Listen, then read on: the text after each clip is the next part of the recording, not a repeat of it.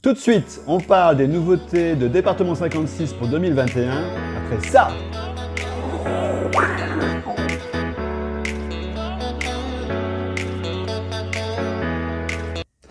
salut à tous, c'est Xavier, bienvenue sur ma chaîne. Ici, on recrée des mondes réels ou imaginaires en miniature et aujourd'hui, on parle de la marque Département 56. Si ces sujets vous intéressent, n'hésitez pas à vous abonner, lien en dessous. Donc, la semaine dernière, je vous ai présenté mes nouveautés favorites chez la marque Lemax. Je vous mets le lien ici quelque part si vous souhaitez voir cette vidéo. Aujourd'hui, nous allons parler de la marque Département 56. Donc, Département 56, c'est la marque historique des villages de Noël. Ils ont commencé il y a 45 ans. Oui, il fête ça 45 ans cette année. Et donc, je vais vous présenter les différents thèmes qu'ils traitent cette année. Donc, tout de suite, on va aller voir sur leur site. Je vous mets le lien en dessous dans la description si vous souhaitez aller voir aussi. Je vous encourage parce que c'est un très très joli site.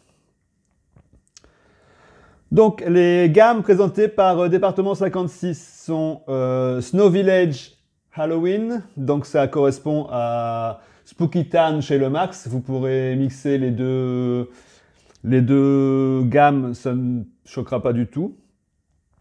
Alpine Village Series, donc ça, là on est plus dans la région bavaroise, donc vous avez plus les maisons traditionnelles des Alpes, vous avez les personnages en costume traditionnels, donc les dames avec des tresses, les tabliers, etc. et les hommes avec les shorts en cuir et les bavettes. Christmas in the City, donc c'est Noël en ville et particulièrement à New York. Dickens Village Series et une sous-partie qui s'appelle A Christmas Carol, donc ça correspond à Caddington Village chez Lemax, donc là on est dans l'Angleterre victorienne. North Pole Series, donc c'est le monde merveilleux du Père Noël. Là, ça correspond à deux gammes chez Lemax, c'est Santa's Wonderland et Sugar and Spice, donc les deux chez Lemax. Ici, donc c'est la maison du Père Noël au pôle Nord, mais c'est aussi des maisons en pain d'épices, des décorations aux sucreries, etc.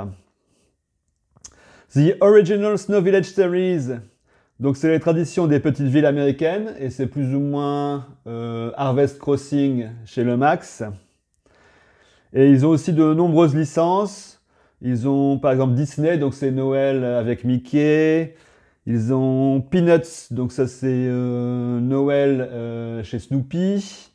The Grinch, Harry Potter, The Addams Family et DC Comics. Donc là c'est pas forcément Noël, mais c'est les univers de... Ils nous présentent Wonder Woman et Batman notamment. Et The Nightmare Before Christmas, c'est l'étrange Noël de Monsieur Jack en français.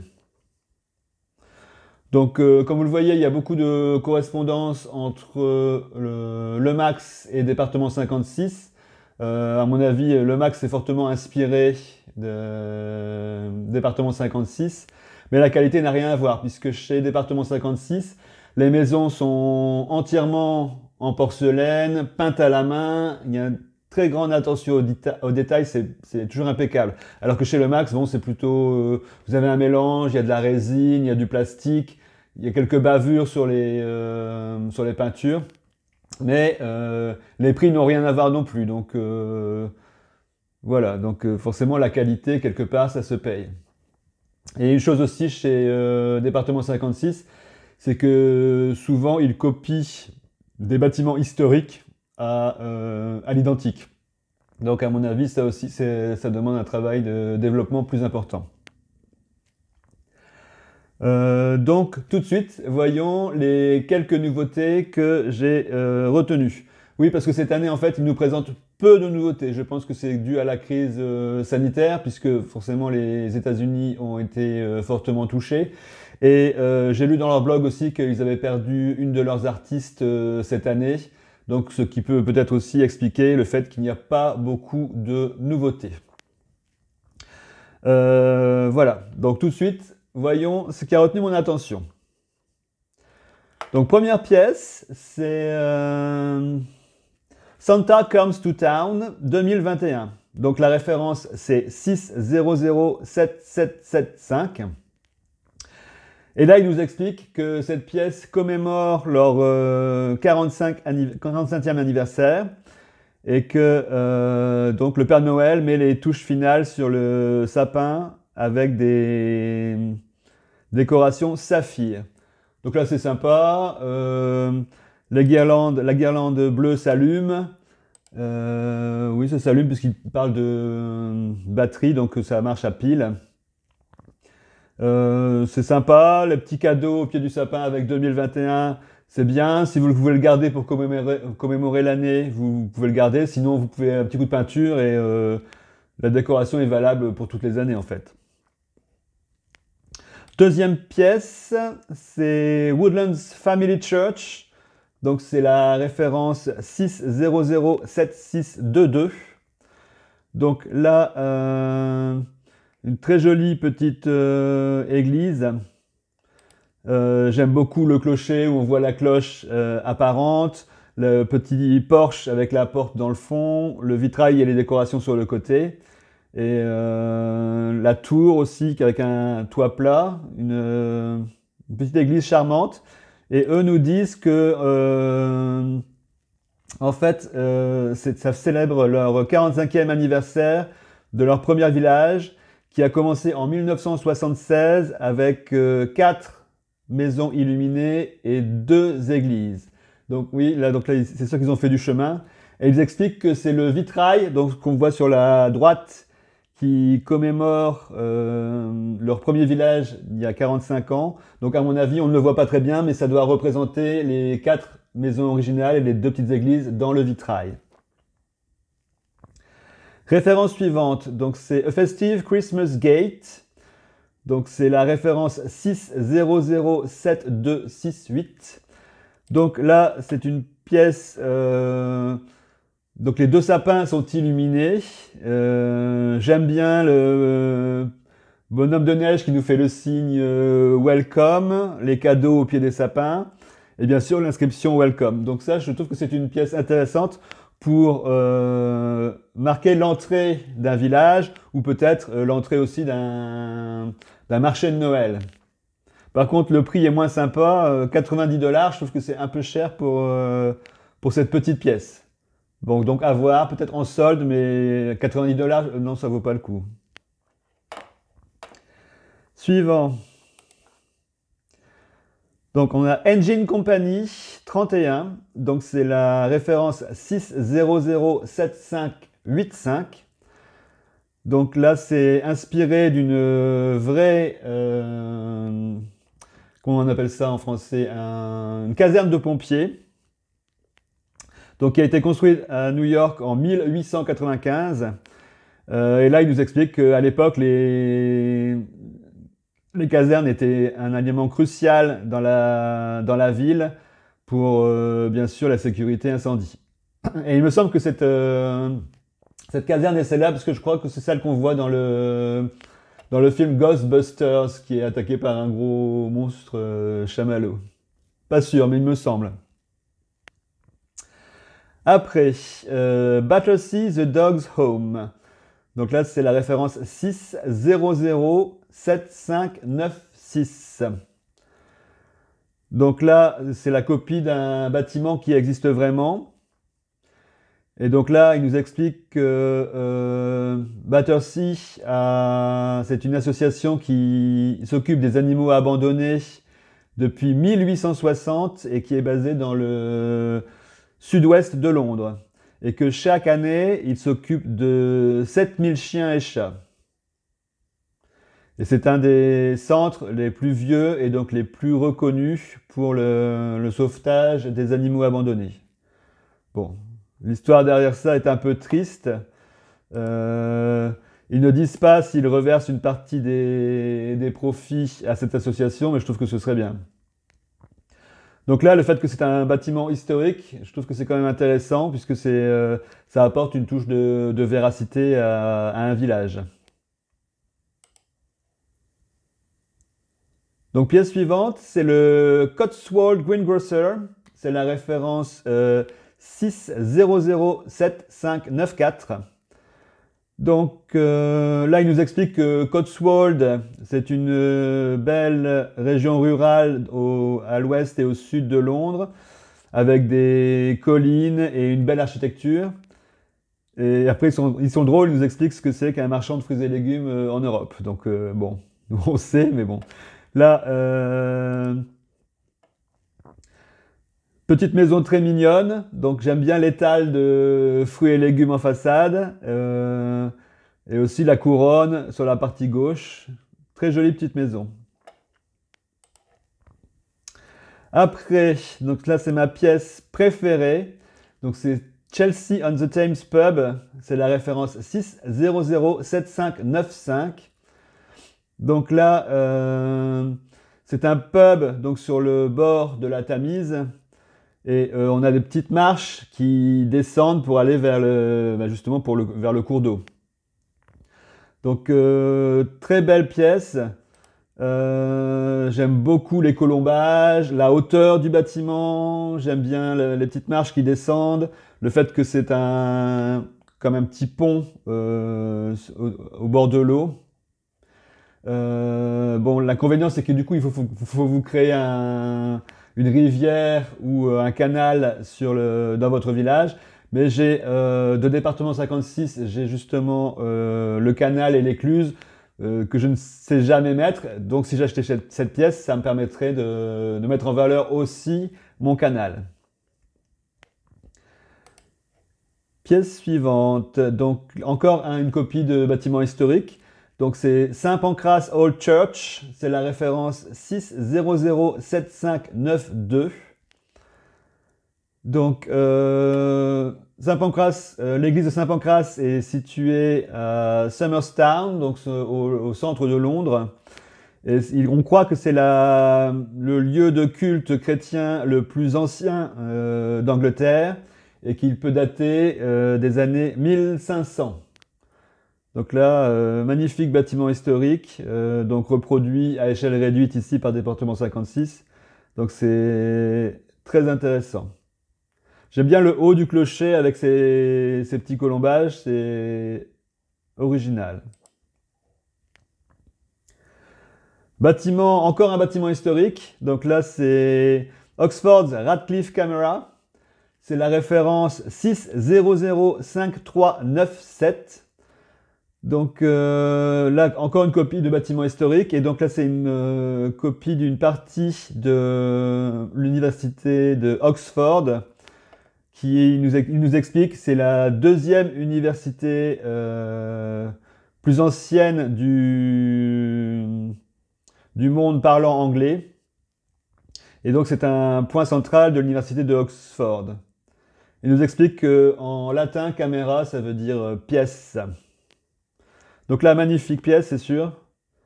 J'aime bien l'aspect rotonde. J'aime bien le clocher, tout est magnifique. La coupole. La balustrade aussi avec la partie où on peut se balader en haut. Deux inconvénients quand même à cette pièce, c'est son prix puisqu'elle fait quand même 250 $. Donc là, il faut... Bon, après, si vous aimez, pourquoi pas.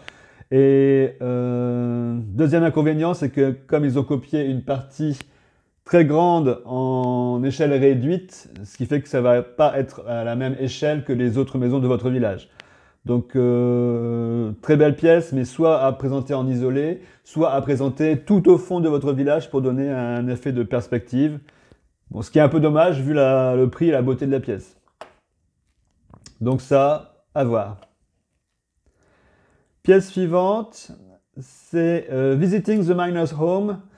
C'est la référence 6007602. Donc là, il nous illustre un passage de Christmas Carol. Donc j'en avais parlé dans ma vidéo la semaine dernière. Donc c'est le conte de Noël écrit par Dickens. Et là, ça représente l'épisode où le fantôme de Noël présent apparaît à Ebenezer habillé dans une sorte de robe de chambre en velours vert et qu'ils font le tour de Londres pour visiter les familles fêtant Noël des plus riches aux plus pauvres. Donc ça, c'est intéressant aussi parce que c'est vraiment un gros clin d'œil à Dickens. Et l'architecture est sympa, encore les colombages que j'aime beaucoup, les escaliers qui montent au perron, et c'est livré aussi avec deux petites figurines, Ebenezer et le fantôme de Noël présent. Donc, pièce suivante, on reste dans les mondes imaginaires et littéraires, c'est The Boat House. Donc, c'est la référence 6007754. Et là, ça fait partie de l'univers de Harry Potter, que je ne connais pas, mais je trouve cette pièce quand même intéressante.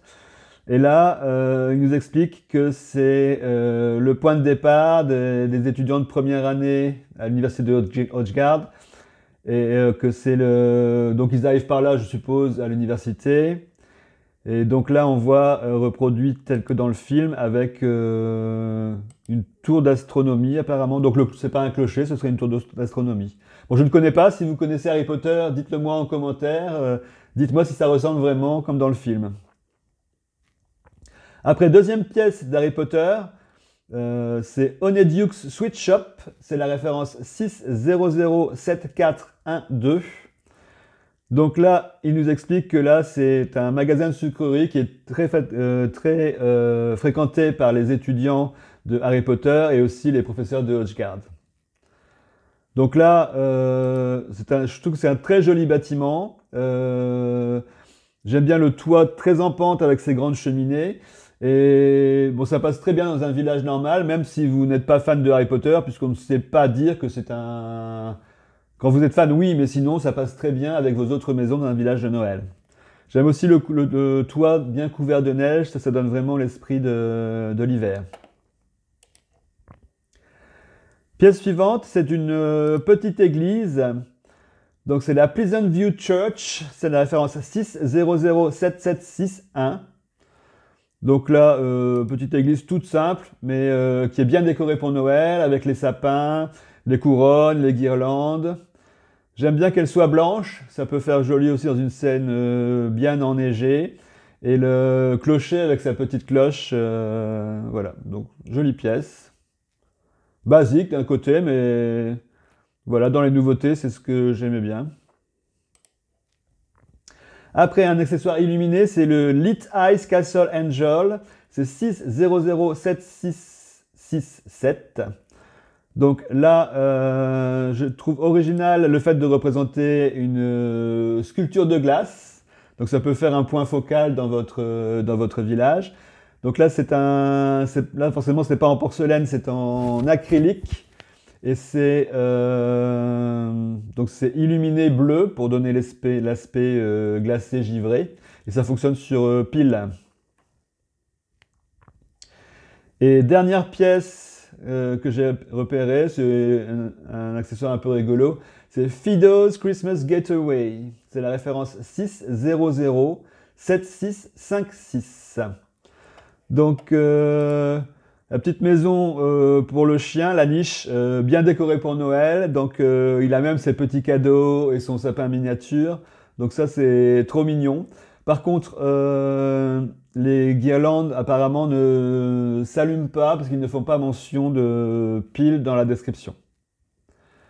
Donc voilà, c'est ce que j'ai repéré pour cette année. Donc peu d'articles, peu de nouveautés, donc mon choix est plus restreint par exemple que chez Lemax, mais ce sont quand même des belles pièces. Mais Département 56 présente toujours leurs nouveautés de l'année en deux vagues. Donc vous avez une vague début d'année, donc ils présentent en janvier-février, et vous aurez une deuxième vague fin d'année à partir du mois de juin, je pense. Donc il faut faire attention à quelques points quand vous commandez des articles Département 56.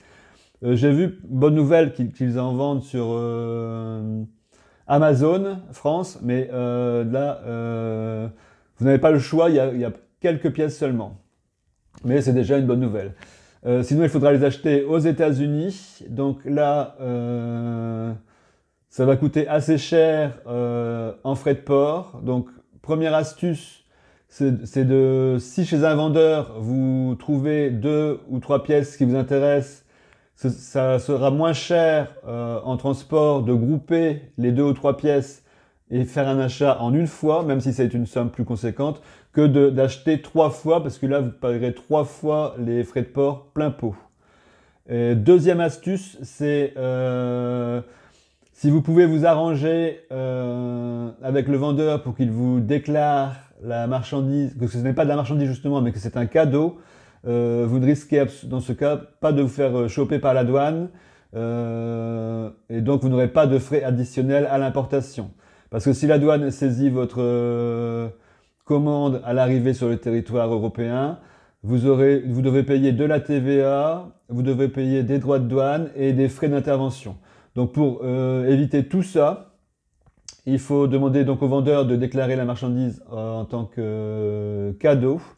Donc la phrase à demander c'est Would you accept to declare the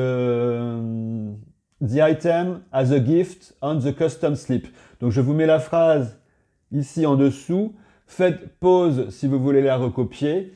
Bon, les États-Unis étant un pays assez puritain, certains vont être choqués et vous prendre pour un bandit de grand chemin. Mais bon, ça, on s'en fiche un petit peu. Mais certains vont dire oui, bien sûr, je le fais.